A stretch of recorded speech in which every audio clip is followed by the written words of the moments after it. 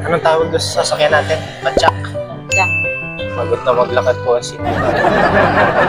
Ikaw ay papadjak. Sasakay sa padjak. Maka-experience naman. Ang padjak nila, ano na, electric. Kano naman pamasahe ngayon? Dati na ano nag-aray? Magkano mula dyan hanggang doon sa may barangay hall?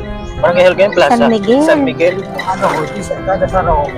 Adjust na. Dati ay 5. Parang. 5 piso dati. Mga 2011. Butit kayo ng e-bike. Mas ano pa ito, mas ginawa ko ito sa sikat. Sikad-sikad daw ang tawag dyan. Sinisipa. Pinapadyak. Ayun yung ang unang tawag doon. Sikad-sikad. Ano ibig sabihin ng sikad? Sipa. Sipa. Ah, Padyak. padjak.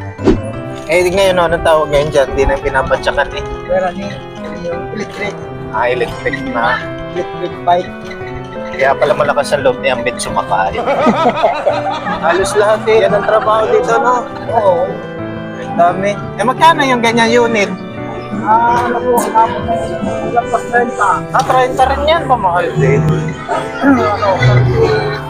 Dahil pa kaibahan ng sidecar. Hindi pa kasama sidecar. Kasama Kasama na.